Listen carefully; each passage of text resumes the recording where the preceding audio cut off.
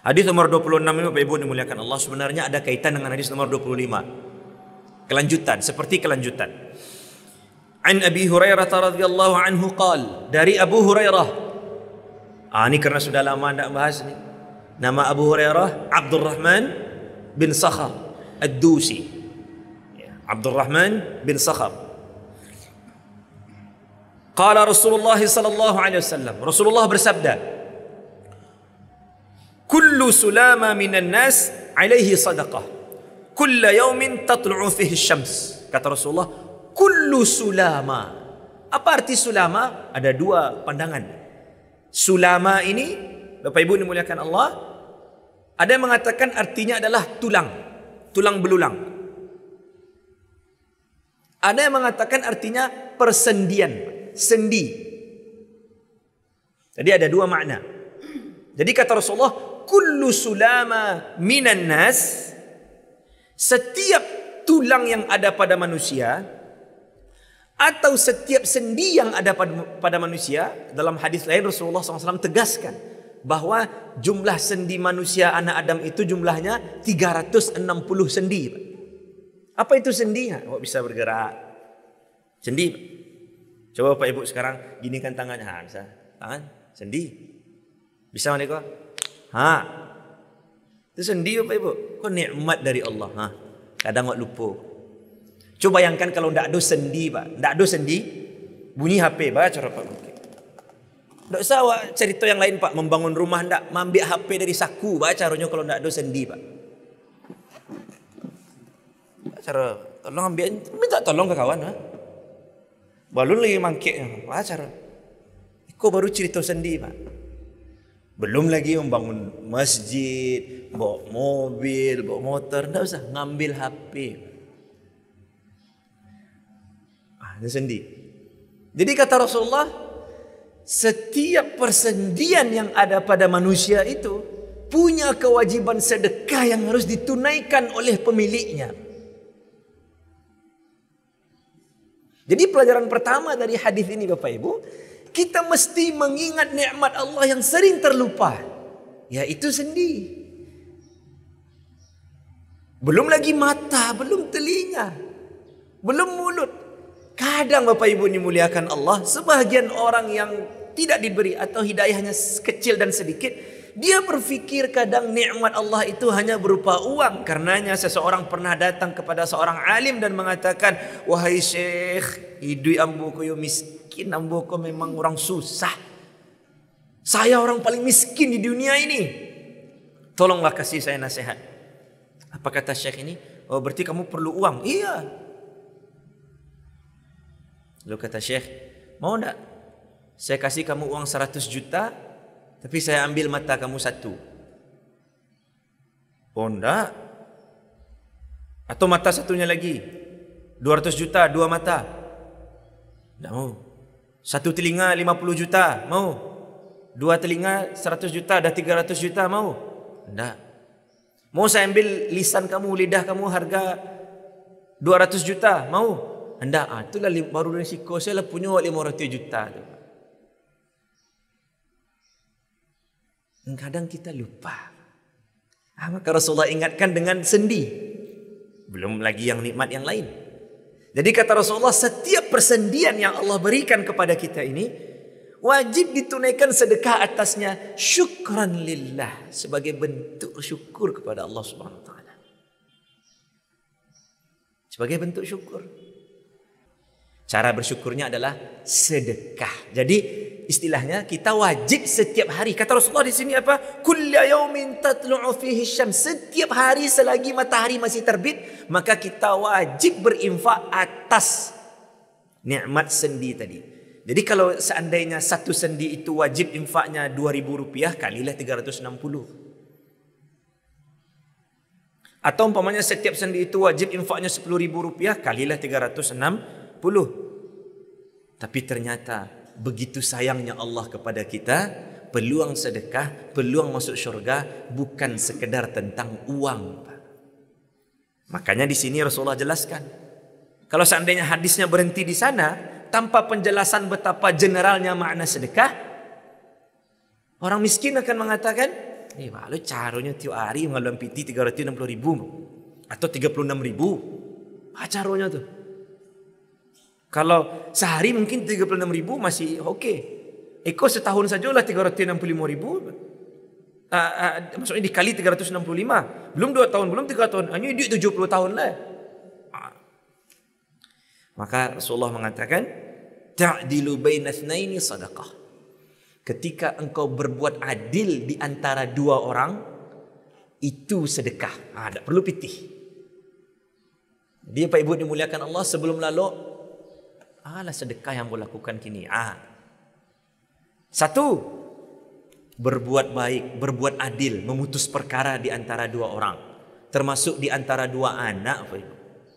Di antara 3 anak, di antara 4 anak, berbuat adil lah. Termasuk mungkin yang punya isteri 2, 3, 4, berbuat adil lah.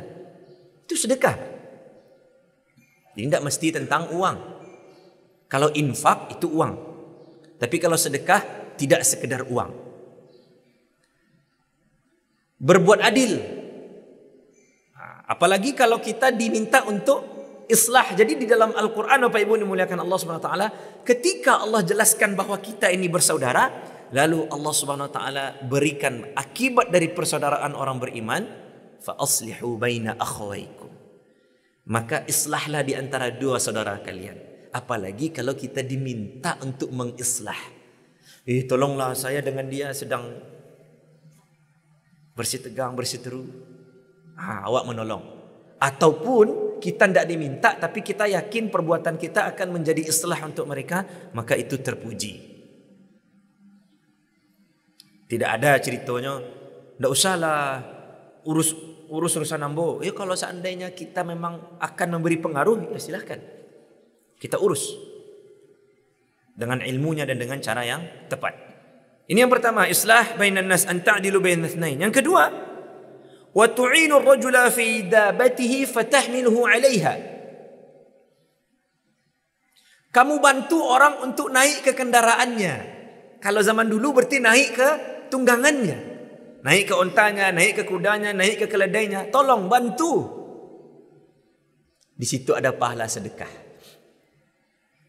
Mungkin kita di sini tidak banyak akan menolong orang untuk naik ke kendaraannya. Tapi di rumah sakit banyak. Orang yang kesusahan naik mobil. Termasuk juga mungkin Bapak Ibu dimuliakan Allah terkait kendaraan ini. Kita bantu dia untuk bisa keluar dari parkiran dengan baik. Awak sedang lewat, kamu nampak orang maju mundur, payahnya. Oh tolong, tarik.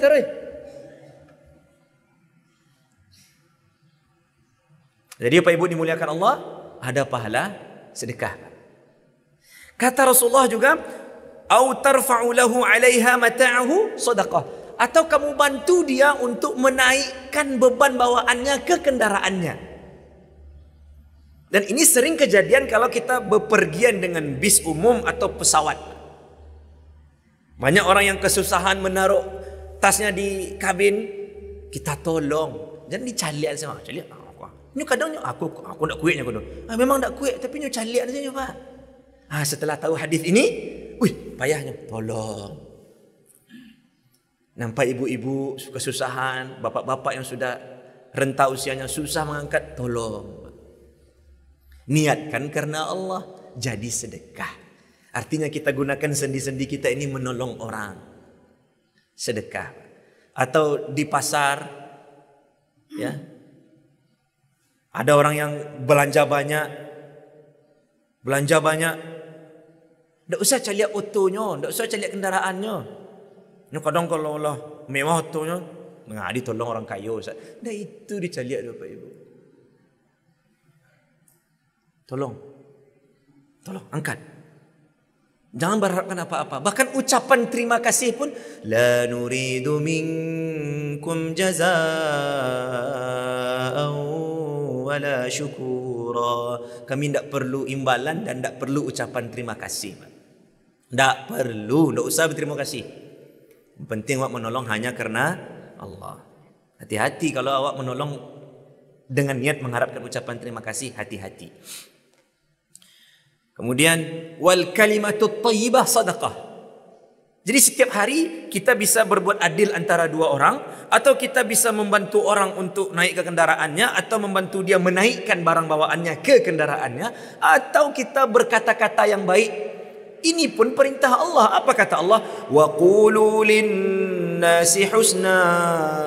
Berkatalah kepada manusia dengan perkataan yang baik-baik, dan sebaik-baik perkataan adalah kalamullah. Kalamullah, baca Al-Quran setiap hari. Sebaik orang yang paling berhak mendapatkan kata-kata yang paling manis dari kita adalah pasangan kita, Pak. Bapak ke istri, istri ke suami, Bu. Bukankah Rasulullah mengatakan khairukum khairukum li ahlihi? Sebaik-baik kalian, sehebat-hebatnya adalah yang paling baik kepada keluarganya. Wal kalimatut thayyibah. Pun sedang menasihat, sedang menegur, pilih kata-kata yang baik. Niatkan karena Allah, maka dia menjadi sedekah. Wa bikulli khutwatin tamshiha ila salati sadaqah. Setiap langkah yang kita lakukan, yang kita ayunkan, yang kita langkahkan menuju masjid, setiap langkah itu sedekah. Belum lagi dalam hadis lain, satu langkah menghapus dosa, satu langkah mengangkat derajat. Bahkan dalam hadis lain Rasulullah mengatakan, "Fima ma'na basyiril masya'ina fi dhulumatil laili bin nurit tami yaumil qiyamah." Atau kama qala, kata Rasulullah, berilah kabar gembira orang-orang yang berjalan di kegelapan menuju masjid. Ada yang mengatakan salat isya dan salat subuh. Nyu tembus kegelapan, Pak. Bukan berarti yang pakai auto matian lampunya, enggak, Pak. Cuma dalam artian dia pergi malam-malam keluar, baik subuh atau salat isya, untuk ke masjid, maka nanti dari kiamat dia mendapatkan an-nur tam, cahaya yang sempurna dari Allah Subhanahu wa taala. Ustaz, bagaimana dengan kami yang pakai kendaraan ke masjid? Dia dapat keutamaan, tapi tidak seperti orang yang berjalan kaki ke masjid. Ya, sama saja, Ustaz. Beda, karena di zaman Nabi pun sudah ada tunggangan, sudah ada kendaraan, tapi Rasulullah sebut di sini melangkahkan kaki. Jadi kalau yang masih masuk akal untuk jalan ke rumahnya, dari rumahnya ke masjid, lebih baik jalan, Bapak Ibu. Tapi kalau ambo dari Tunggu Hitam kemari, Pak, tentu jadi kuliah zuhur bego jadinya, Pak. Tidak bisa kuliah subuh, Pak. Jadi Bapak Ibu dimuliakan Allah Subhanahu wa taala, kalau bisa jalan-jalan. Apalagi salat Jumat, lain lagi nanti keutamaannya. Maka Bapak Ibu dimuliakan Allah, gunakan setiap sendi kita untuk kebaikan. Dan terakhir kata Rasulullah, wa tumitul adha 'anit tariqi sadaqah. Dan ketika kamu membuang gangguan yang ada di jalan, yang sekiranya gangguan itu akan mengganggu umat Islam yang lain, akan mengganggu manusia yang lain, akan mengganggu makhluk Allah yang lain, lalu kita buang, tidak kita biarkan, maka itu adalah sedekah. Termasuk Bapak Ibu dalam sebuah hadis Rasulullah mengatakan, iman ini ada 60-an atau 70-an cabang. Jadi iman itu tidak cie, Bapak Ibu. Iman itu seperti ada susunannya. Ada sekitar, kalau kita analogikan seperti batu bata, maka iman itu ada sekitar 70-an batu bata. Batu bata tertingginya adalah qaulu la ilaha illallah, kalimat tauhid. Dan kita mengamalkan apa yang ada di dalamnya. Kita jauhi syirik. Wa adnaha, dan iman yang paling rendah, batu bata terendah dari susunan iman itu adalah imatatul adha 'anit tariq, yaitu membuang gangguan dari jalan. Kalau dulu ketika SD kami mendapatkan penjelasan dari para guru, membuang duri dari jalan. Maksudnya gangguan, semua gangguan. Tidak hanya duri, kadang yang duri kok tidak nampak, Pak. Yang gangguan nampak. Dan ini sering kami ulang, bahwa ketika kita lewat di sebuah jalan, lalu ada gangguan, kemudian kita singkirkan gangguan tersebut, maka itu adalah iman yang paling rendah. Lalu datang orang berikutnya, jalan di jalan yang sama, nampak dia gangguan, tidak nyo singkirkan, lewat saja. Padahal nyo mampu menyingkirkan gangguan tersebut, tapi dia lewat saja. Sedang hilang imannya. Apa ceritanya kalau nyo yang membuat gangguan tu, Pak? Baralik makai jalan kadang 3 hari sampai hari. Ini mohon maaf. Ya, kalau tidak ada tempat, Ustaz, sehari tidak masalah, Pak. Kabarnya kalau di Jawa tu ada aturan. Kalau baralik pakai jalan, sore harus sudah, atau menjelang maghrib sudah. Kalau awak memang sore, tapi sore 2 hari setelah itu. Kadang dulu berleret-leret. Bayangkan kalau ada orang bulan yang lewat. Bayangkan kalau ada orang yang buru-buru. Kita buang gangguan di jalan, itu rendah iman kita. Kita diamkan gangguan di jalan, hilang iman kita. Iku awak yang buat gangguan di jalan. Termasuk parkir sembarangan. Maka Bapak Ibu dimuliakan Allah SWT, semua kebaikan bisa menjadi sedekah. Inti dari hadis ini adalah jangan lupakan nikmat Allah walaupun berupa sendi yang ada dalam tubuh kita.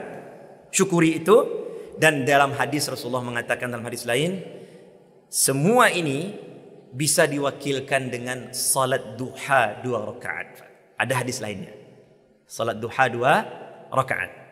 Di mana waktu terbaik untuk salat duha adalah ketika anak onta sudah mulai berteduh mencari bayangan ibu mereka, induknya. Artinya panas pagi itu sudah mulai menyengat. Lebih kurang jam berapa tu Pak Ibu? 10 lah, setengah sabalik. Lebih kurang lah. Artinya jam 8 boleh solat duha? Boleh. Kerana waktu duha itu, bagi ulama yang membedakan antara solat syuruk dan solat duha, ya waktu duha berarti setelah syuruk. Sudah matahari sudah mulai terbit, sudah nampak, sudah terang. Itu solat duha lah.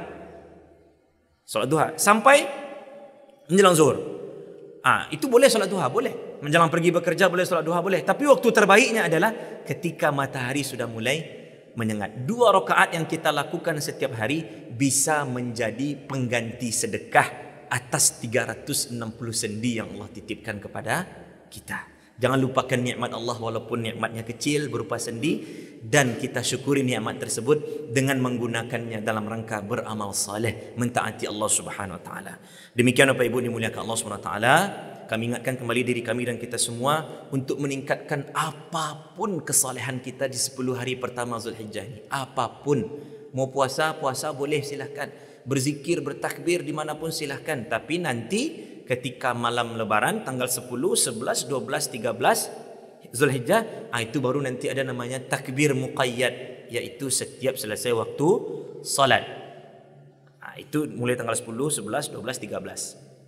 Selain itu takbirnya mutlak. Mutlak itu artinya di mana pun bisa takbir, asalkan bukan tempat yang terlarang untuk mengucapkan nama Allah. Dan tidak harus berjamaah, tidak harus berirama dengan irama takbiran, bebas takbir, banyak takbir. Mau puasa, boleh puasa. Apa niatnya Ustaz? Puasa bulan Zulhijjah. Berinfak, ya Allah saya berinfak kerana ini bulan Zulhijjah. Boleh, boleh infaknya. Kerana Engkau ya Allah, infak. Niatkan, jangan sampai ada amal soleh, ada kebaikan tanpa niat, rugi rasanya.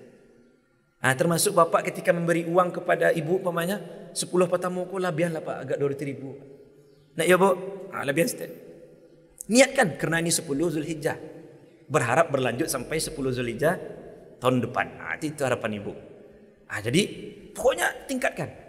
Ini adalah nasihat untuk diri kami dan untuk kita semua. Sayang rasanya ketika nikmat ini Allah berikan tapi tidak kita syukuri dengan meningkatkan amal saleh. Wallahu ta'ala alam bisawab. Ibu dimuliakan Allah, banyak maaf. Astaghfirullah, astaghfirullah, astaghfirullah. Assalamualaikum warahmatullahi wabarakatuh.